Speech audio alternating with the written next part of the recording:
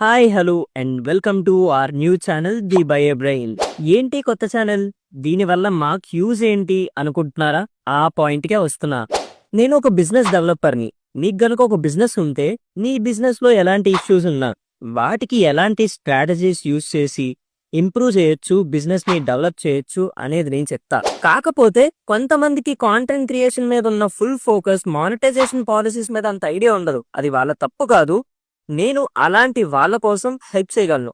So అలాంటి కొంతమంది content creators కి అదే మానిటైజేషన్ పాలసీస్ మీద, ఫెయిర్ యూస్ పాలసీస్ మీద ఐడియా లేని వాళ్ళైతే మీరు తప్పకుండా నన్ను కాంటాక్ట్ అవ్వండి.